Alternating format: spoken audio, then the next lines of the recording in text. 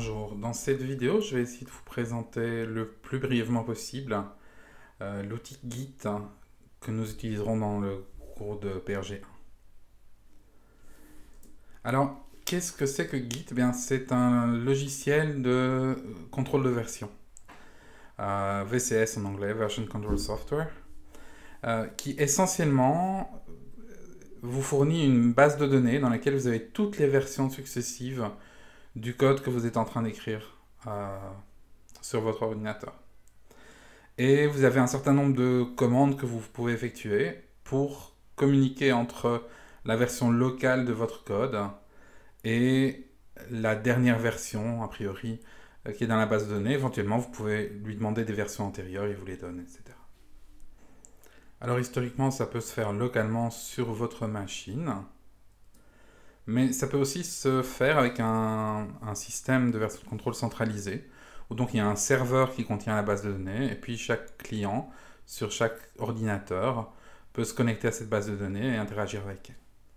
Alors ça, c'est la base d'un système qui non seulement vous permet d'archiver toutes les versions de votre code, mais en plus vous permet de collaborer avec d'autres développeurs et de communiquer les modifications qui ont été faites par un développeur et par un autre, via ce système de contrôle de version centralisé.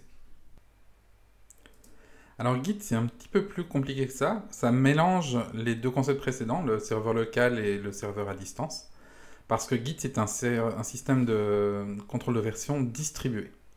Ça veut dire que localement, vous avez une base de données avec laquelle vous pouvez interagir, et puis votre base de données, vous pouvez la synchroniser avec une base de données qui contient aussi toutes les versions sur un serveur à distance.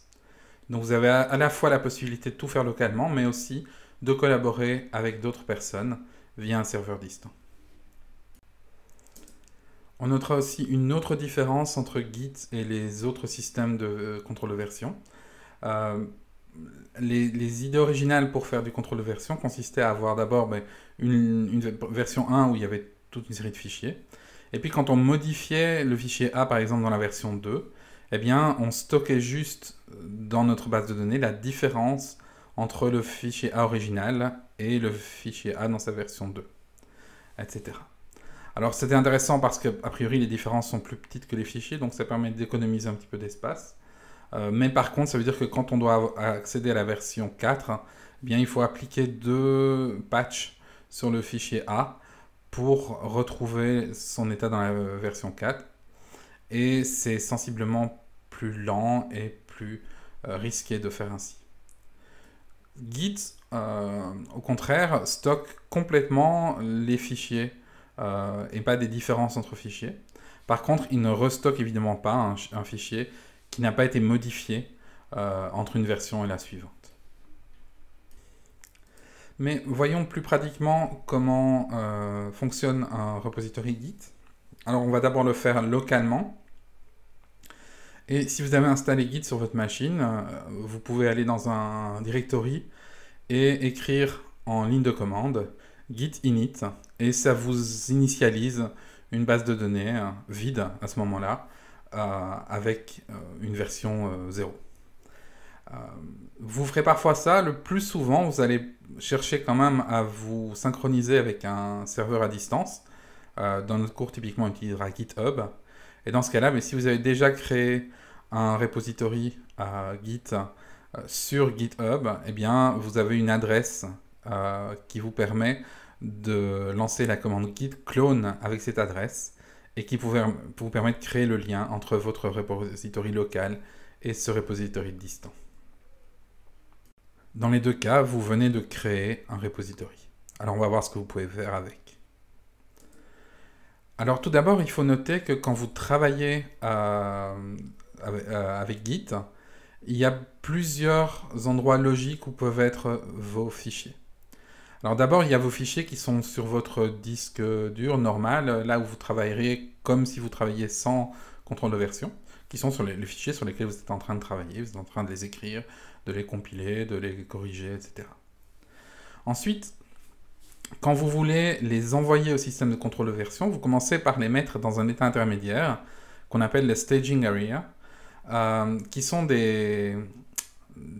un endroit qui regroupe tous les fichiers qui ont changé et que vous comptez envoyer au contrôle de version la prochaine fois que vous allez le commettre, faire un commit.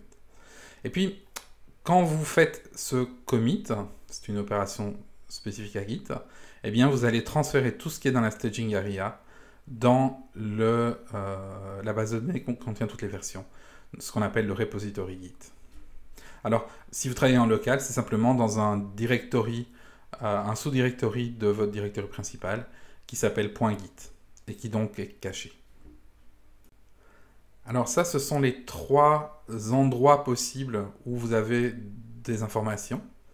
Mais si on s'intéresse à un fichier particulier, il peut être dans 4 états différents.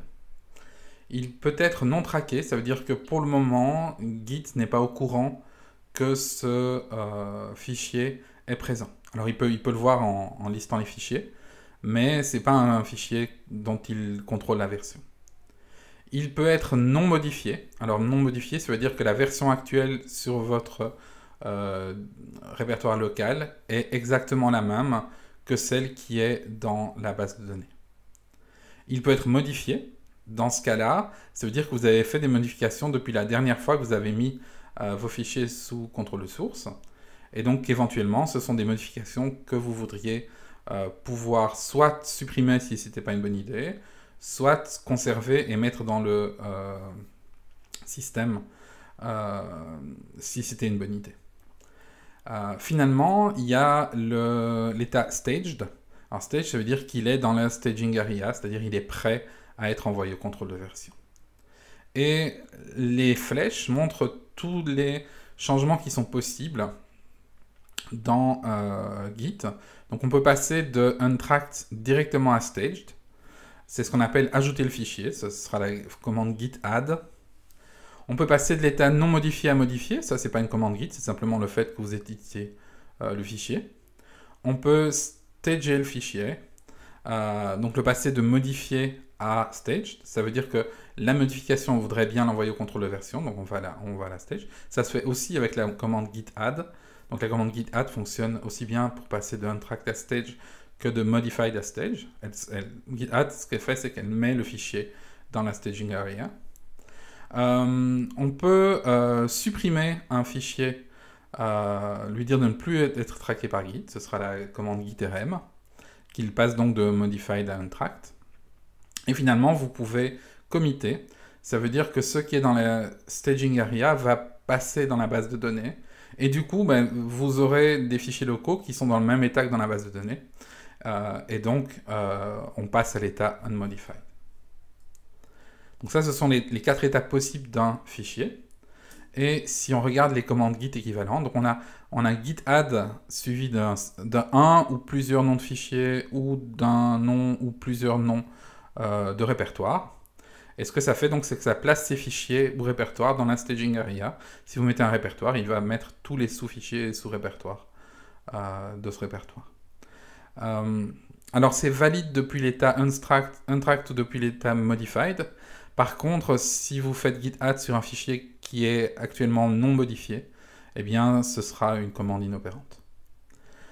Mais ça vous permet, par exemple, si vous voulez tout ajouter, vous faites git add point étant le répertoire courant, et il va ajouter tous les fichiers qui ont été modifiés ou qui ne sont actuellement pas traqués dans votre staging area. Une fois qu'ils sont dans la staging area, vous pouvez faire git commit. Et quand vous faites git commit, vous devez ajouter -m suivi d'un message qui permettra de vous retrouver plus tard si vous voulez aller voir les différents commits que vous avez faits, qui va donc décrire les changements que vous avez faits. Donc ça déplace les fichiers de la staging area dans le repository. Et comme maintenant les fichiers que vous aviez modifiés sont dans le repository, eh bien ces fichiers qui ont été committés, maintenant ils sont unmodified. Ça, ce sont les 2 commandes principales que vous allez devoir utiliser, c'est add et commit. Mais il y en a d'autres. Alors vous avez git status qui simplement va vous lister les fichiers qui pour le moment sont dans un état autre que unmodified. Donc tous ceux qui sont untracked, modified ou staged dans votre répertoire ou dans les sous-répertoires. Vous avez git reset avec un nom de fichier qui vous permet d'annuler un git add. Donc si vous avez un fichier que vous avez mis dans la staging area mais finalement vous vous dites non, c'est pas une bonne idée, je suis pas sûr que ces modifications-là, je dois les envoyer au contrôle de version, eh bien vous pouvez les retirer de la staging area, donc git reset. Ça ne change pas le contenu de votre fichier, ça fait juste qu'il n'est plus prévu de l'envoyer avec le prochain commit. Vous avez une commande très utile qui s'appelle git diff et qui va vous afficher la différence entre le fichier courant et la version qui est actuellement committée. Alors ça, évidemment, ça marche très bien avec des fichiers texte, ça marche pas du tout avec d'autres, mais comme le code normalement est sous forme de fichier texte, ça marche très bien. Ça vous montre les modifications que vous avez faites dans votre fichier actuel par rapport à ce qui était stocké. Éventuellement, vous pouvez faire une différence avec ce qui est dans la staging area. Vous pouvez avoir fait des modifications supplémentaires depuis que vous avez fait un git add. Et dans ce cas-là, vous pouvez regarder ce qu'il y a comme différence. Vous pouvez faire un git checkout avec le nom du fichier. Et ça va reprendre la version qui est stockée dans le repository et écraser la version courante que vous avez dans votre répertoire. Alors ça, c'est si vous avez un regret sur le fait d'avoir modifié un fichier, eh bien vous pouvez le remettre à zéro, enfin à son état stocké actuellement dans le contrôle de version avec cette approche-là. Vous pouvez décider qu'un fichier ne doit plus être présent, ni localement, ni dans le contrôle de version. Auquel cas, vous faites git rm, c'est l'abréviation de remove, et ça va donc effacer votre fichier et mettre dans la staging area qu'il faut le supprimer du contrôle de version dans le prochain commit. Alors ça le supprimera uniquement de la version que vous allez committer. Il sera toujours présent dans les versions précédentes, évidemment. Vous pouvez le supprimer, mais vous pouvez aussi le renommer, et vous le faites avec git mv, qui est l'abréviation de move. Ça correspond aux commandes Unix pour manipuler les fichiers. Alors, avec les différentes commandes que nous avons vues, vous avez tout ce qu'il faut pour suivre les différentes, stocker et contrôler les différentes versions successives de votre code. Mais ça suppose un processus de développement où vous ne faites qu'aller vers l'avant, un processus tout à fait linéaire qui avance toujours dans la bonne direction. Alors, ça, c'est peut-être une version un petit peu optimiste et naïve du vrai processus de développement. Et donc, pour coller au fait que parfois le développement n'est pas linéaire, mais on a des idées qui partent un peu dans tous les sens, eh bien on peut faire partir notre contrôle de version aussi un peu dans tous les sens, avec la notion de branche. Alors pour comprendre ce qu'est une branche, il faut voir en fait comment est organisé un commit dans le repository d'abord. Alors un commit essentiellement, c'est un numéro magique, ici 98CA9, on appelle ça un hash, qui a donc un auteur, une personne qui l'a mise, et puis il y a surtout un pointeur qui nous donne le numéro magique, le hash, de l'arbre correspondant. Alors c'est un arbre qui représente en fait tout le répertoire que vous avez commité.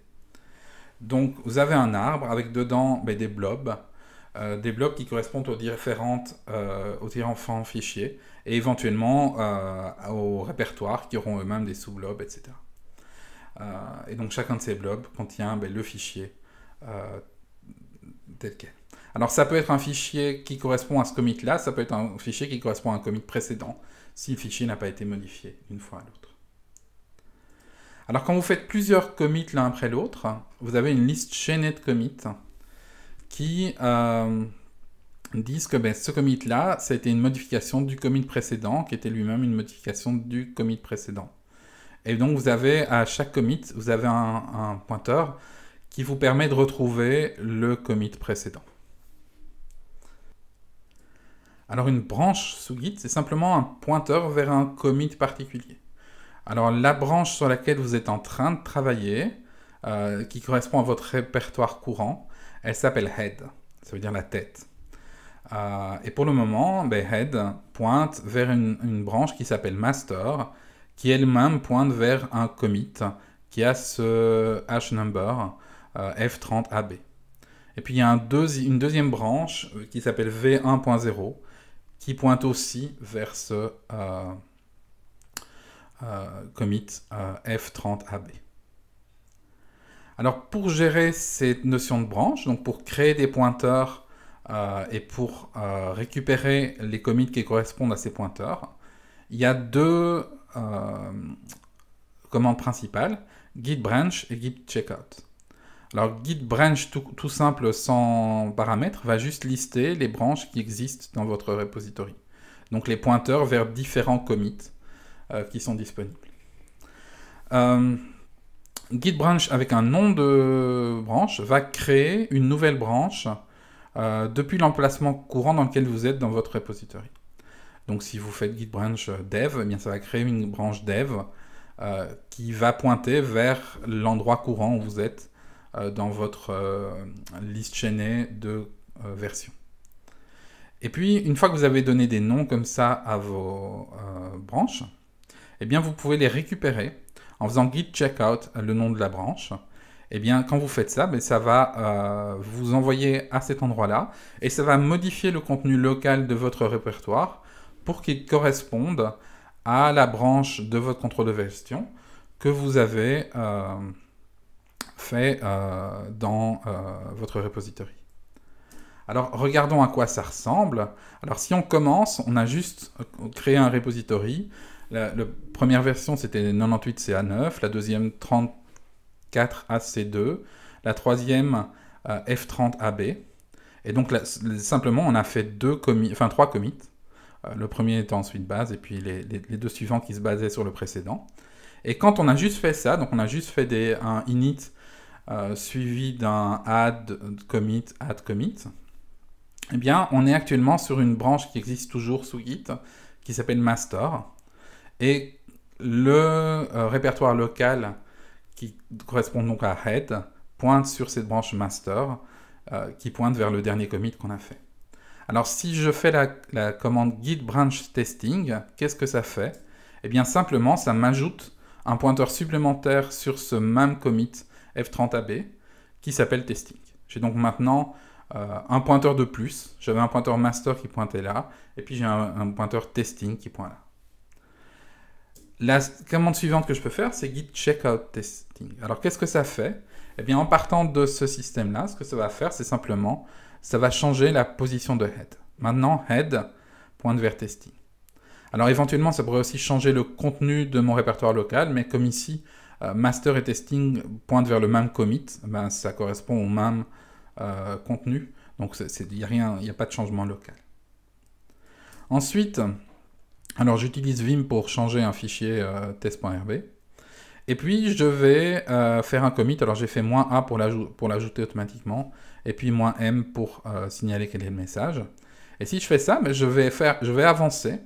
Sauf que comme maintenant mon head il est dans la branche testing, eh bien le commit que je vais faire va faire avancer le pointeur testing. Il avance avec le commit que je viens faire. Par contre, la branche master, elle ne bouge pas. Donc elle pointe toujours sur le commit précédent qui était F30AB. Si je refais git checkout master, je me retrouve avec mon pointer head qui repointe vers master, et localement mon repository va se remettre dans l'état où il était quand j'étais au commit F30AB. Je refais une modification d'un des fichiers et je refais un commit, enfin je fais un add puis un commit ou un commit -a. Et du coup, ce commit il part de F30AB. Et donc, le commit C2B9E, il a comme parent F30AB, tout comme 87AB2 avait comme parent F30AB. Et donc là, on n'a plus une liste simplement chaînée, mais on a une structure de données où on a plusieurs branches qui partent de la même racine. Donc on a notre branche master qui a comme dernier commit C2B9, et notre branche testing qui a comme dernier commit 87AB2. Pour le moment, nous sommes localement, donc la tête head pointe sur master, mais si on faisait un checkout testing, on pourrait pointer de l'autre côté. On peut aller où on veut. On peut aller facilement d'une branche à l'autre Donc, et les branches sont toujours caractérisées par un pointeur sur un commit particulier. Alors, on peut faire des choses plus compliquées, parce que c'est bien de faire diverger nos branches de développement. Peut-être on a une idée qu'on veut tester, et on ne veut pas abîmer la branche de développement principale pendant qu'on teste cette idée. Mais il y a bien un moment où il va falloir remettre les choses ensemble, si on veut produire un produit et pas plusieurs. Et pour ça, on aura une autre commande de gestion des branches qui s'appelle merge, qui va vous permettre de fusionner alors la branche qui est nommée en paramètre dans la branche courante. Alors si on voit ce que ça donne, si on a par exemple ici, donc l'état courant c'est qu'on a une branche master, une branche hotfix et puis une branche ISS 5.3.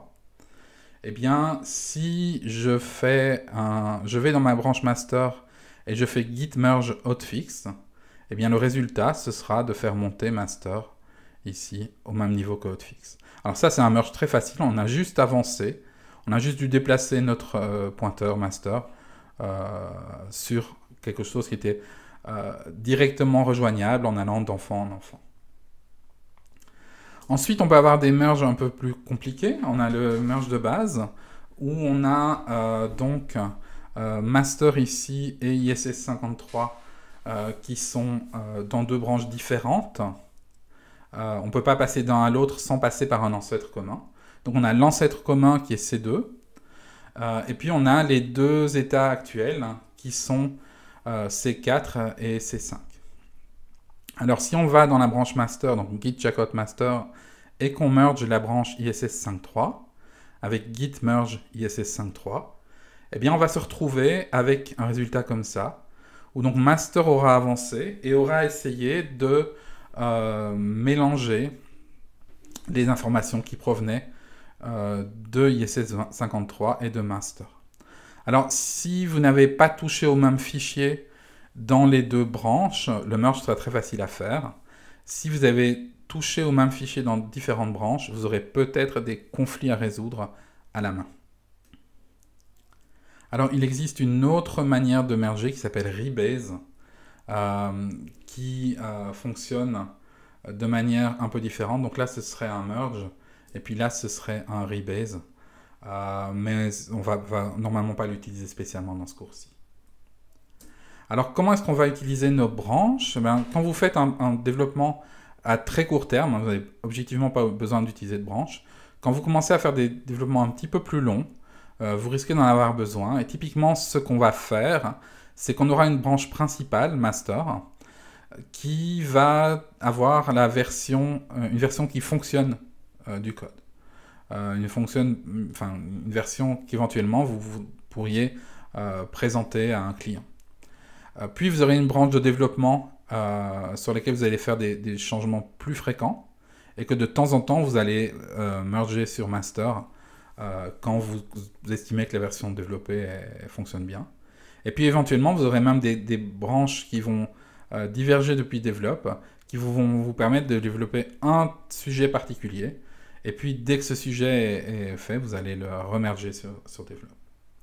Ça c'est une technique. Vous pouvez aussi faire des branches thématiques avec différentes choses. Il y a plein de manières différentes d'organiser ça. Au début, ce ne sera pas du tout intuitif, mais petit à petit, vous verrez comment le faire. C'est quelque chose que vous reverrez beaucoup plus en détail dans le cours de génie logiciel. Alors jusqu'à présent, tout ce qu'on a fait, finalement, se faisait localement. On n'a pas du tout utilisé le serveur à distance. Alors un des intérêts d'utiliser Git, c'est justement d'avoir un serveur à distance qui vous permet d'une part de backuper tous vos codes sources, c'est pas négligeable, hein, et d'autre part de collaborer avec d'autres personnes. Alors le principe, c'est que sur votre serveur à distance, vous avez aussi toutes les branches qui sont disponibles. Et donc quand vous avez, si vous partez d'un repository à distance dans lequel il y a déjà beaucoup de choses, quand vous faites git clone, eh bien vous allez recréer toutes les branches du repository à distance dans votre repository local. Et vous aurez les mêmes commits qui seront disponibles, mais vous aurez tout de suite deux pointeurs, donc deux branches. La branche master qui est votre branche master locale, et puis une branche qui s'appellera origin/master, qui correspondra à la branche à distance, donc à la branche master sur le serveur à distance. Et ces deux branches ne sont pas nécessairement les mêmes. Alors les commandes Git qui vont vous permettre de communiquer entre votre serveur local et le serveur à distance, ce sont essentiellement git push et git fetch. Alors git push, ce que ça fait, c'est que ça va transmettre la branche locale vers la branche à distance. Normalement, il y a toujours une correspondance entre les branches à distance et vos branches locales. Alors éventuellement, si vous créez une branche locale en plus, il faudra lui dire de la faire correspondre, de créer une branche à distance aussi. Et dans ce cas-là, vous devrez faire git push -u origine, origine étant le nom du serveur, enfin un alias du serveur, suivi du nom de la branche que vous voulez créer, qui correspond à la branche locale. Normalement, vous donnez exactement le même nom de branche localement et à distance. Mais une fois que vous avez fait ça une fois, quand vous êtes dans une branche locale qui a une correspondance sur la branche à distance, eh bien vous pourrez simplement faire git push. Le contraire, hein, donc aller chercher des informations sur le serveur à distance pour les recopier localement, ça se fait avec git fetch, suivi du nom de l'endroit où vous voulez aller chercher. Alors normalement, ce sera simplement origine, mais ça peut être autre chose si vous avez plusieurs serveurs à distance, ce qui est possible aussi éventuellement. Ça va simplement copier toutes les branches à distance sur votre repository local. Par contre, ça ne va pas du tout toucher à votre code actuel. Si vous voulez toucher à votre code actuel, ben, éventuellement, vous devez merger à la main la branche origine / le nom de la branche avec votre branche qui a le même nom. Donc si à distance origine / master a été modifié et que vous voulez modifier localement votre master pour le mettre à jour avec origine / master, ben vous faites git fetch origin pour récupérer la dernière version de la branche origine / master. Et puis vous faites git merge, vous faites git checkout master pour être dans votre branche locale master. Et puis vous faites git merge origin / master qui va merger la branche à distance dans votre branche locale. Alors, dans les cas simples, vous n'êtes pas obligé de le faire en 2 étapes avec un fetch suivi d'un merge. Dans les cas simples, vous pouvez simplement faire git pull qui va faire les deux à la fois. Alors les cas simples, c'est les cas où il n'y a pas eu de changement majeur d'une fois à l'autre. Surtout pas des changements dans le même fichier dans 2 branches différentes. S'il y a ce genre de problème, vous aurez peut-être intérêt à le faire à la main, l'une après l'autre. Mais sinon, de manière générale, vous ferez un git pull. Alors de temps en temps, Git va vous demander de faire un pull, parce que essentiellement, il n'accepte pas de faire de push si votre branche locale n'est pas en avance sur la branche à distance. Ce qui veut dire que si la branche à distance a avancé sans que vous incorporiez ces modifications, vous n'aurez plus le droit de faire de push dedans. Vous devez être dans la même branche, finalement, que la branche à distance. Et donc, dans ce cas-là, il vous demande de d'abord faire un pull, de merger vous-même chez vous, et seulement une fois que vous avez mergé, vous avez le droit de pousser dans la branche à distance. Alors prenons un exemple ici. Donc sur le système à distance qui s'appelle git.yourcompany.com, on a une branche master qui a 5 commits.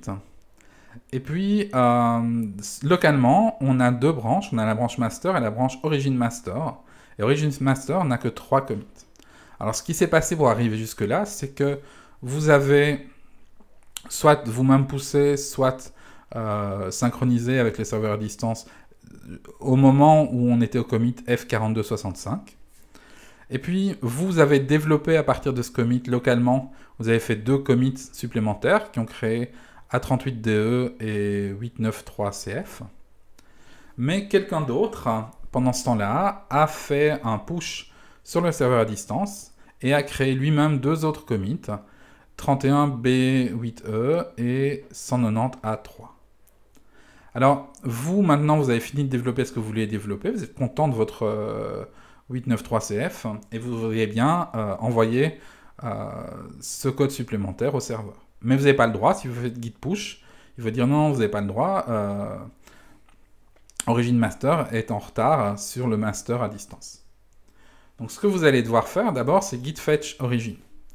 Quand vous faites ça, il va récupérer la branche master à distance, et faire avancer de la même manière votre branche origin master sur votre repository local. Et puis seulement après, vous pourrez faire un merge d'origin master sur master. Et puis vous pourrez refaire un push pour envoyer la version mergée sur le système à distance. Alors une fois que vous avez cette possibilité de communiquer entre votre serveur Git local et le serveur Git à distance, avec les commandes push, fetch, merge et pull, eh bien vous allez pouvoir gérer un système Git distribué.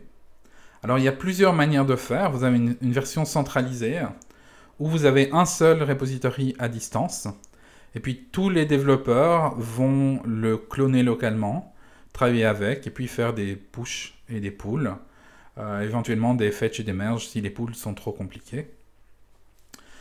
Et donc vous allez avancer comme ça, éventuellement à plusieurs. Si vous travaillez avec des petits groupes, typiquement les groupes que vous aurez en PRG1, ça suffira très largement comme manière de travailler. Quand vous travaillerez sur des projets de plus grande ampleur, éventuellement vous pourrez avoir plusieurs systèmes à distance et puis les synchroniser de manière plus complexe. Voire pour les très grands systèmes, vous aurez des systèmes hiérarchiques avec des serveurs dans tous les sens. Mais ça, ce sera vraiment plus pour le cours de génie logiciel. Alors, il faut noter que ce que je vous ai présenté, c'est juste une introduction assez brève à Git et GitHub. Notamment, ça ne couvre pas du tout l'utilisation de fork et de pull request sur GitHub. Alors, c'est quelque chose qu'on n'utilisera sûrement pas au début, mais qu'on utilisera peut-être plus tard dans le cadre du cours. Si vous voulez en savoir plus, je vous fournis un lien sur lequel vous pouvez cliquer. Mais a priori, on ne l'utilisera pas tout de suite en tout cas. Par contre, vous commencerez à l'utiliser de manière assez intensive au 4e semestre. Voilà, ça conclut ce que je voulais vous dire sur Git. On aura l'occasion de faire beaucoup d'exercices avec. Et ça viendra au fur et à mesure, ne vous en faites pas.